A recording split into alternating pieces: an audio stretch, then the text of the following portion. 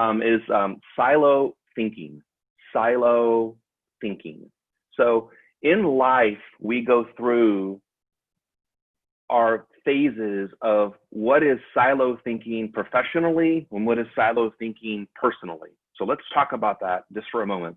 So today, if you're going to go out to dinner, are you going to research where you would like to go out to dinner ahead of time, or are you just going to go to one of your favorite places? And if you are going to research it, how are you going to research it? Well, today, you're going to look at the internet and you're going to look at ratings and stars, or where other people have eaten, or maybe you have a list of other people of what they recommended where to go. So I would call that non-silo thinking when it comes to making a decision for dinner. But when it comes to other decisions in life these days, people still are silo thinkers. And just today, I was talking with a friend of mine about their father who got bitten by a spider a few days ago and didn't know really what to do. And they were treating it at home and not really thinking about it being something serious. And then all of a sudden it started to swell and get worse. And lo and behold, he got bit by a brown recluse spider. He's now admitted into the hospital and now has to have surgery because of the spider bite. And had they have not been silo thinking personally about how they should handle this, they might be in a better position today. So the magic is don't silo think individually. So what do we not silo think about today that we may have handled differently when we were years ago without the internet? One would be buying a car. So today, if you're going to buy a car, you probably research the car online, you research all of the details in comparison to other vehicles, and you can do comparisons to cars side by side. And back years ago, when you were thinking about buying a car, what did you do? Well, either A, you talked to a friend about what kind of car they had, and you were thinking about getting a new car, or B, you went to the dealer and you test drove cars to be able to determine what kind of car was going to be best for you.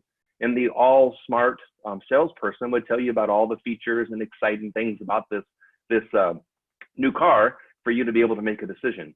So in the business world today, for silo thinking today, either as an employee or as a leader, my advice to you is don't make decisions alone. Do not make big decisions for your professional career alone. And if you're a leader, never make big decisions in your organization alone. Then you might say, well, wait a minute, I'm the CEO, I own my business, I don't have anybody to turn to. And the answer is, I'm going to call BS on that. You have somebody you can turn to. And if you don't, that's your fault for not surrounding yourself with people that you can go to not silo think. So as an individual, make decisions based upon not silo thinking by using the internet and using resources available to you to make decisions without having to make them in a vacuum, if you will, or the term silo thinking. And in your professional life, either as an employee, if you're thinking about making a change, talk to people about it. But here's the trick. Don't talk to family. You might say, well, why not? That's the only people I really can trust at talking to my family. The problem with talking with family about difficult business decisions that you're making is your family has a bias. And that bias may be a good bias or maybe a bad bias. The fact is that it is a bias. So yes, you can talk to them. Of course you can. But how much do you weigh that advice versus somebody giving you advice that would be unbiased? So for example, if I'm a friend of yours and you're interested in getting my professional advice, I'm happy to give it to you. Anybody who asks, I'm happy to give somebody easily a half an hour or a cup of coffee for an hour and a half and really give them advice on what they're doing in their life. And I do that because it's an honor to me because I've been asked. And I will tell you, if you are asked for you to give somebody else advice, you are also going to be honored for them asking you. So why don't you ask?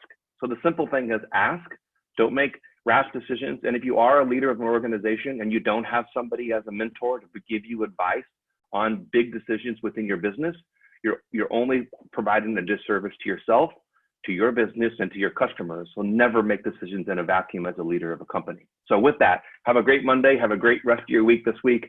Any questions about anything I said, feel free to reach out. I hope you all have a great week, and we'll see you next Monday. See you later. Bye.